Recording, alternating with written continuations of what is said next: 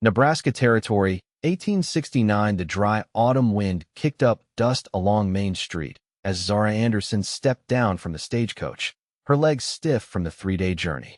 Coyote Creek wasn't much, a single muddy thoroughfare lined with wooden buildings, their facades weathered gray by the harsh prairie elements. Nothing like the bustling streets of Philadelphia she'd left behind. "Miss Anderson?"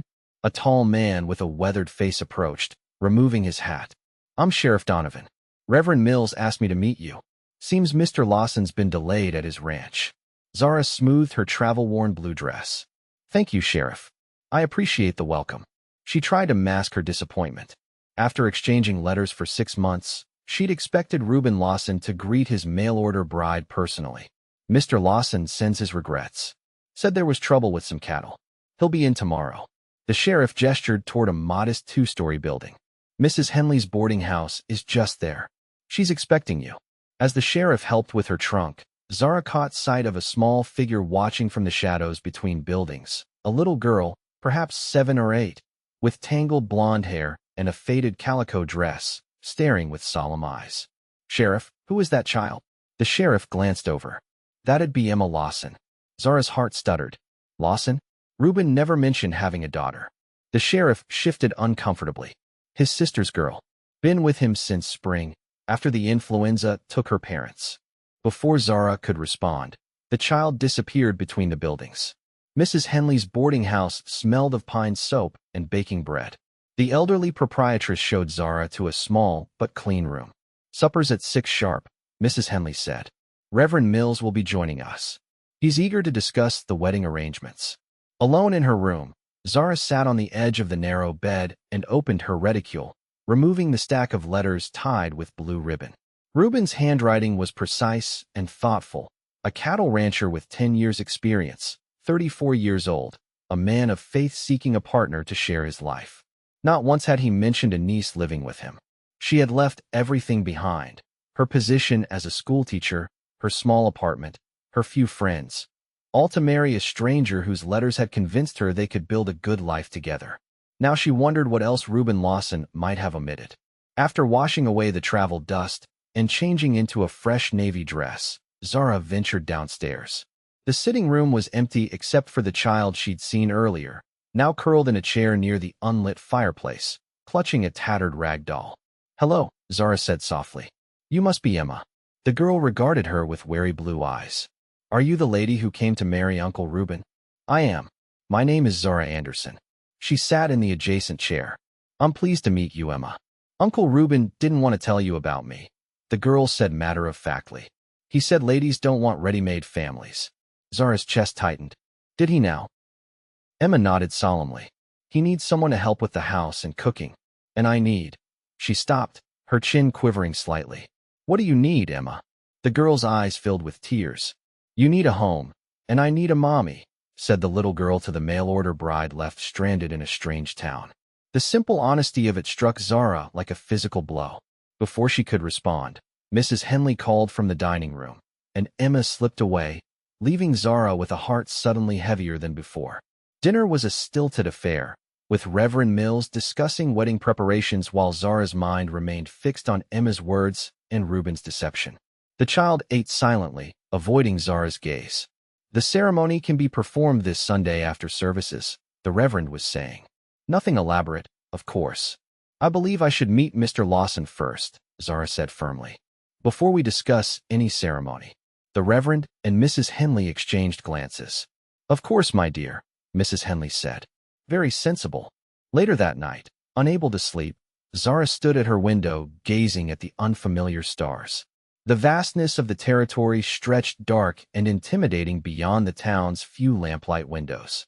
What was she doing here, about to marry a man who would hide something as significant as a child in his care?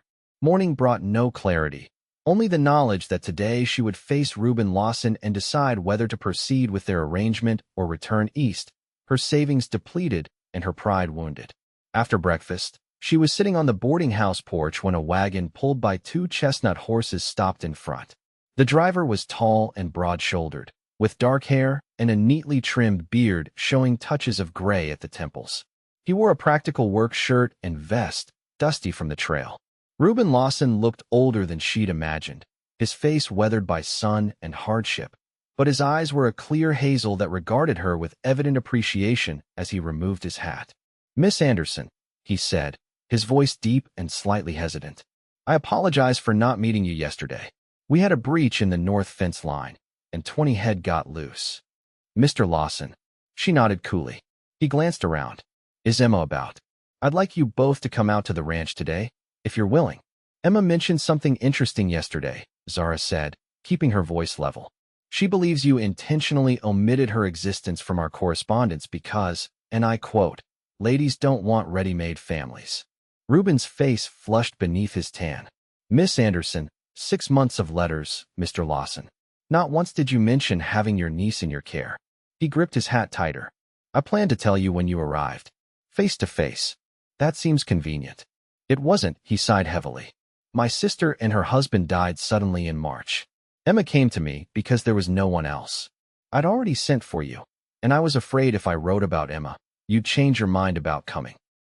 So deception seemed the better choice? I made a mistake," he admitted. "One of many in my life. But I'm asking you to give us, a chance before you decide." Emma emerged from the boarding house, hesitating at the sight of them. "Uncle Ruben." She ran to him, and he swept her up in a quick embrace before setting her down. "Morning, Pumpkin. I was just asking Miss Anderson if you both might come out to see the ranch today." Emma looked up at Zara, her expression guarded but hopeful. Despite her anger, Zara found herself nodding. "I would like to see where you live before making any decisions." The ranch was a 7-mile journey from town.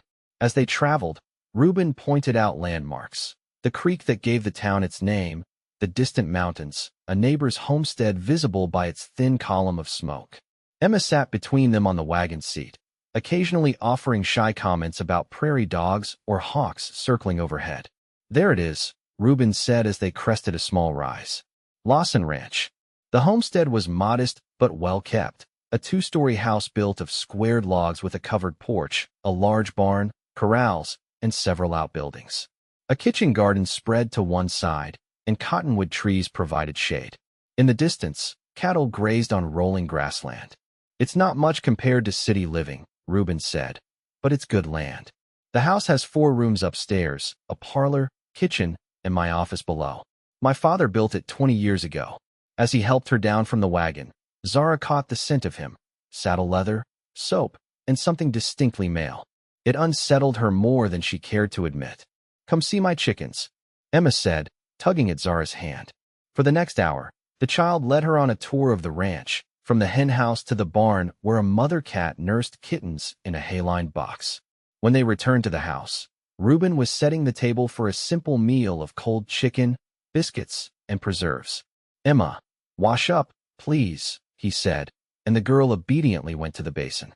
"You've made a home for her," Zara observed, noting the child's drawings pinned to the wall, a small chair fitted to the table's height, a shelf of books at a child's reach. "I'm trying," Ruben said quietly. "It hasn't been easy for either of us. Emma lost everything: her parents, her home, her friends. And he hesitated. "I never expected to be responsible for a child at my age. I'm not always certain I'm doing right by her." The honesty in his voice softened something in Zara. Over lunch, she observed how he gently corrected Emma's table manners, listened attentively to her chatter about the kittens, and made sure her plate was refilled before his own. After they ate, Emma went outside to check on the kittens again, leaving Zara and Ruben alone. "Why did you send for a bride, Mr. Lawson?" she asked directly. He considered her question. "Winters are long out here. Days pass without seeing another soul except for Emma. I've built something good, but it's hollow without someone to share it with." He met her eyes. "I want a partner, Miss Anderson. Someone to build a future with. And now you need a mother for Emma as well. She needs a woman's guidance, yes. But that's not why I wrote to you." He leaned forward. "I've been corresponding with you since before Emma came to live here. Your letters, your thoughts, your humor, your way of seeing the world. That's what drew me to you. Emma's situation made it more urgent, perhaps, but she's not the reason I asked you to be my wife." Zara studied him, trying to discern truth from flattery. "You should have told me about her." "Yes," he agreed simply. "I should have. After showing her the rest of the house, including the bedroom that would be hers, a light-filled space with a handmade quilt on the bed, Ruben suggested they return to town before dusk. On the ride back, Emma fell asleep against Zara's side, her small body warm and trusting. Something protective and fierce woke in Zara's heart as she adjusted her shawl to cover the child. "She likes you," Ruben said softly, noticing the gesture. "She's been withdrawn since coming to live with me. Today's the most I've heard her talk in months." Zara gently brushed a strand of hair from Emma's forehead. "She's a sweet child. Miss Anderson, Zara, if I may, I understand if you want to end our arrangement. I betrayed your trust before we even met, but I'm asking you to consider staying, getting to know us both. If after a proper courtship you still wish to leave, I'll purchase your ticket back east myself." The sincerity in his voice gave her pause. "A proper courtship? 2 weeks. No wedding plans, no pressure. Just time for us to learn about each other, face to face instead of through letters. If you decide I'm not the husband you seek, we'll part ways with no ill feelings." It was a fair offer, more than fair. And despite her anger at his deception, Zara found herself drawn to this man. His quiet strength, his evident care for Emma, the life he'd built here on the frontier. 2 weeks, she agreed. "But I'll stay at the boarding house in town." Relief flooded his features. "Thank you." The courtship began the next day when Ruben arrived at the boarding house with Emma and a small posy of wild prairie flowers. They took a proper walk through town, attracting curious glances from the locals, before having lunch at the small hotel dining room. "People are staring," Zara whispered. Ruben smiled slightly. "New faces are rare enough. A beautiful woman walking with the likes of me is practically a spectacle." His compliment brought warmth to her cheeks. She'd been called handsome before, even pleasant-looking, but never beautiful. Each day that followed, Ruben found time to visit town despite the demands of the ranch. Sometimes they walked. Sometimes they sat in the boarding house parlor while Emma played with her doll nearby. He brought her to Sunday services, where she met more townspeople and was warmly welcomed. On the 4th day, Ruben arrived without Emma. "Mrs. Henley agreed to watch her," he explained. "I thought perhaps you might enjoy a ride, just the 2 of us. There's something I'd like to show you." They rode double on his horse, Zara seated before him, acutely aware of his chest against her back and his arms around her as he held the reins. He took her to a high meadow overlooking the valley, where wildflowers still bloomed despite the approaching autumn. "My father brought my mother here when they first arrived," Ruben said as they spread a blanket for their picnic. "It was her favorite place on the ranch. After she passed, he would come up here to feel close to her." "How long has your father been gone?" Zara asked. 5 years this winter. He never recovered after Mother died. Just seemed to fade away." Ruben handed her a sandwich wrapped in cloth. "They had a good marriage, 40 years together. That's what I've always hoped for." As they ate, he told her about growing up on the ranch, about the harsh winters and glorious springs, about the year locusts destroyed their crops, and how the community rallied to help each other survive. "What about you?" he asked. "Your letters told me about your teaching, but little about your family." Zara looked out over the valley. "There's not much to tell. My parents died in a fire when I was 16. I had no siblings, no close relatives. I worked as a seamstress, then saved enough for teacher training. I've been on my own a long time." "Is that why you answered my advertisement?" "Loneliness." She considered his question. "Partly, but also because I wanted something different. Something real. Teaching was fulfilling, but at the end of each day, I returned to empty rooms. I wanted a home, a family." Like Emma said, Ruben noted softly, "You need a home, and she needs a mother. She's very direct for one so young. Like her mother was." His expression grew somber. "My sister Charlotte was always forthright. Emma reminds me of her more each day." As the sun began to lower, they packed up their picnic. Before mounting the horse, Ruben stopped her with a gentle hand on her arm. "Zara, I know we've known each other in person less than a week, but I feel I've known you through your letters for much longer. I want you to know that my feelings, what I expressed in my correspondence, are genuine. His hazel eyes held hers, and Zara felt something shift between them, a current of understanding and attraction that had been building with each day. "I believe you," she said softly. He hesitated, then leaned forward slowly, giving her time to step away if she wished. When she didn't move, he pressed his lips to hers, a kiss both gentle and questioning. Zara had been kissed before, awkward exchanges with earnest young men that had left her unmoved. This was different, a warmth that spread through her body, a rightness that made her lean closer, her hand coming up to rest on his chest. When they parted, Ruben's expression was wondering. I've thought about doing that since I first saw you on that porch. The ride back to town was quiet, both of them absorbed in their thoughts. When they reached the boarding house, Emma ran out to greet them, chattering about helping Mrs. Henley make cookies. That night, Zara sat at the small desk in her room and began a list of practicalities. If she stayed, she would be stepmother to a grieving child. She would live miles from town, from other women, from the comforts of society. Winters would be harsh, work constant. But there would be purpose to her days, a child to love, a man who looked at her as though she were precious. The next morning, she asked Ruben to take her to visit Emma's parents' graves. The small cemetery lay on a gentle slope east of town. Charlotte and Edward Lawson's markers were simple wooden crosses, though Ruben explained he had ordered proper stones from Omaha. I bring Emma every Sunday after church, he said. She likes to leave wildflowers. Zara knelt beside the graves. Tell me about them. About Charlotte. As they walked among the markers, Ruben spoke of his sister, for years younger, spirited and determined, who had married a shopkeeper and moved to Council Bluffs. How they had visited twice a year, how Emma had been the light of their lives. The influenza came so fast, he said. Edward fell ill first, then Charlotte as she nursed him. By the time my telegram reached them, they were both gone. Emma had been staying with a neighbor who wasn't affected. How terrible for her, Zara murmured, thinking of her own losses, how adrift she had felt. She doesn't talk about it much, Ruben said. But sometimes I hear her crying at night. I sit with her, but he shook his head. There are times a child needs a woman's comfort. You've done your best, Zara said, touching his arm gently. The days that followed fell into a pattern. Ruben would come to town, sometimes with Emma, sometimes alone. They would spend hours together, learning each other's habits, preferences, histories. Occasionally they disagreed. Zara had strong opinions about education that sometimes clashed with Ruben's practical frontier mindset, but their discussions remained respectful, even when spirited. And there were more kisses, each one longer and more confident than the last. A week into their courtship, disaster struck. Ruben arrived in town looking exhausted, his clothes dusty. What's happened? Zara asked, alarmed. Anthrax, he said grimly. Lost 4 head already. I've separated the sick animals, but I need to burn the carcasses and disinfect the affected pasture. I can't come to town for a few days. What about Emma?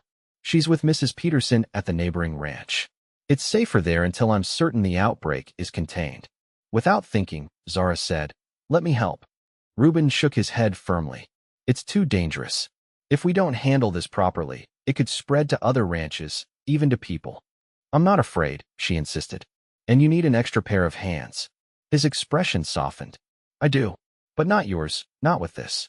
I couldn't bear it if you fell ill. The concern in his eyes made her breath catch. Promise you'll be careful.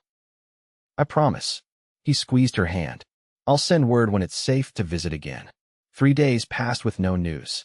Zara paced the boarding house, worry gnawing at her. On the 4th day, Sheriff Donovan stopped by. Thought you'd want to know, Miss Anderson. Ruben's got the situation under control. Lost 7 head total, but the vet from Fort Laramie says the worst is past. Thank goodness. Is Emma still with the neighbors? She is. Ruben wants to make absolutely certain before bringing her home. That evening, a ranch hand delivered a note. Zara, *, the danger has passed. I've disinfected everything twice over. Would very much like to see you tomorrow. Missed your company these long days. * yours. Ruben, the simple closing, yours, sent a flutter through her chest. When he came for her the next morning, Ruben looked tired but relieved. I'm sorry about our courtship being interrupted. Don't apologize for taking care of your livelihood, she said, or for keeping Emma safe. They collected Emma from the Peterson Ranch, a prosperous spread with a fine house and many outbuildings. Mrs. Peterson, a plump, cheerful woman in her 50s, greeted Zara warmly. So you're the lady who's turned Ruben's head. Emma's talked of nothing else but her new mama-to-be. We haven't decided anything yet, Zara said, flushing. Mrs. Peterson winked. Haven't you? The whole county's talking about the wedding. Reverend Mills says it'll be the social event of the season. On the ride back to town, Emma chattered about the Peterson children and the games they'd played, while Zara mulled over Mrs. Peterson's words. Was she ready to commit to this life, to these people? Penny for your thoughts, Ruben said as Emma ran ahead to the boarding house. Mrs. Peterson seems convinced our wedding is imminent. Small towns, he said with a rueful smile. News travels fast, especially the speculative kind. And is it speculative? He stopped, turning to face her. That depends entirely on you, Zara. Our 2 weeks are nearly up. Soon you'll need to decide whether to stay or return east. The thought of leaving made her chest ache. When had that happened? When had this dusty town and this man with his quiet strength become so important to her? I need a little more time, she said. Take all you need, he replied, though disappointment flickered in his eyes. That night, unable to sleep, Zara made her way downstairs to the boarding house parlor. To her surprise, Emma sat on the window seat in her nightgown, looking out at the moonlit street. Emma, what are you doing awake? The girl turned, tears streaking her face. I had the dream again. About Mama and Papa. Zara sat beside her, opening her arms. After a moment's hesitation, Emma crawled into her lap, small and warm against her chest. I miss them so much, Emma whispered. I know, sweetheart. I know. Zara stroked the child's hair. My parents died when I was older than you, and I still miss them every day. You do? Yes. But it gets easier to remember the happy times instead of the sad ones. Emma was quiet for a moment. If you marry Uncle Ruben, will you be my mama? The question, so direct and hopeful, made Zara's throat tighten. Would you want that? Emma nodded against her shoulder. Uncle Ruben smiles more when you're there. And you know how to braid hair properly and tell good stories. Zara laughed softly. Those are important qualifications. Are you going to stay with us? Emma asked, her voice small. I'm still deciding, Emma. Uncle Ruben says you might go back east where there are proper schools and theaters and shops with ribbons. Does he think that's what I want? Emma nodded. He said we shouldn't expect a fine lady like you to be happy on a ranch in the middle of nowhere. Zara's heart twisted at the thought of Ruben believing she found his home, his life, insufficient. Yes, she missed certain comforts of city living. But in the past 2 weeks, she'd found something here that had always eluded her in Philadelphia. A sense of belonging. The next day was Sunday, their last day before Zara's self-imposed deadline. After church services, Ruben invited her for a final visit to the ranch. Whatever you decide, he said as they walked toward the waiting wagon, I want you to know these weeks have been the happiest of my life. At the ranch, he showed her the improvements he'd begun. New curtains in the parlor, a bookshelf he'd built for the school books he'd ordered, a rocking chair on the porch. You've been busy, she observed. He ducked his head almost shyly, wanted to make it more welcoming. For both of you. As Emma played in the yard, Ruben led Zara to his office, a small room lined with ledgers and agricultural journals. I have something for you, he said, removing a small package from his desk. A parting gift, if that's your choice. Or a token of what's to come, if you decide to stay. Inside the paper wrapping was a small wooden box, exquisitely carved with prairie flowers. When she opened it, a melody played, a sweet, simple tune that made her eyes sting with unexpected tears. It's beautiful, she whispered. It was my mother's, Ruben said. She always said music makes a house a home.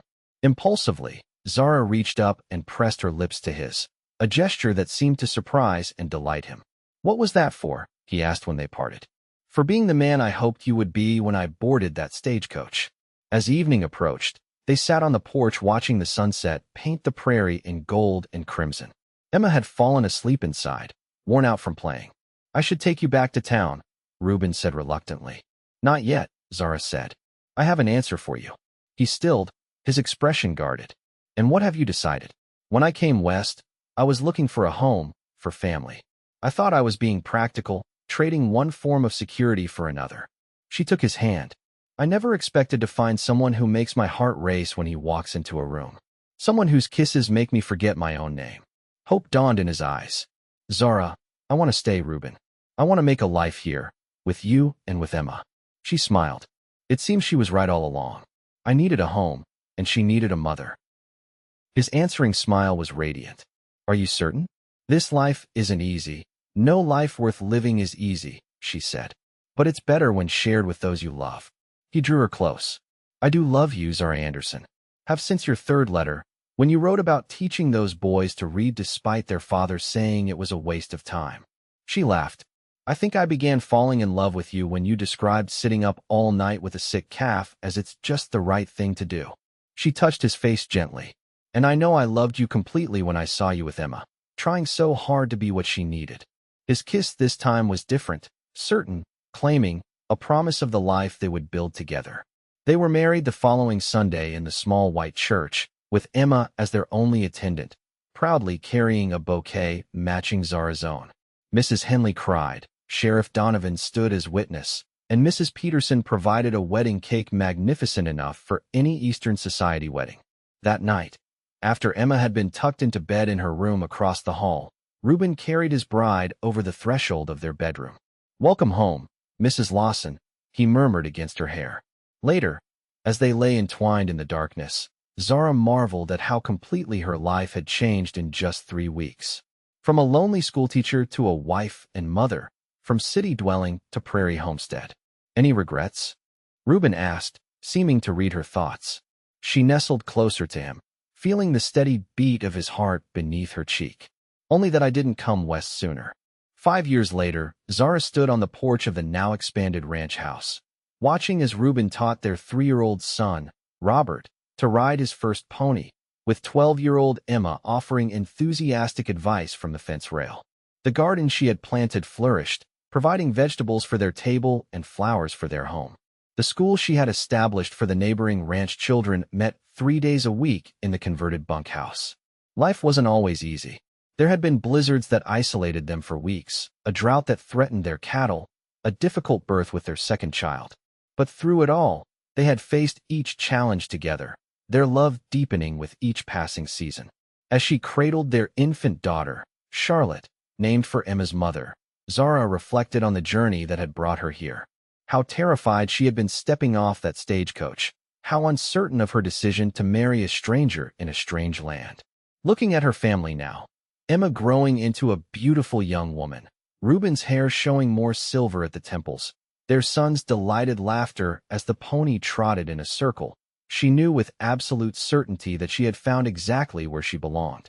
When Emma had said those words that first day, "You need a home, and I need a mommy," neither of them could have known how prophetic they would be. They had needed each other, all of them, to make this family complete. Ruben looked up, catching her eye across the yard. His smile, still capable of making her heart skip after all these years, held all the love and promise of their shared life on the frontier. Home, Zara thought, watching her husband lift their son high in the air. Home wasn't a place after all, but the people who filled your heart to bursting. And hers was gloriously, perfectly full.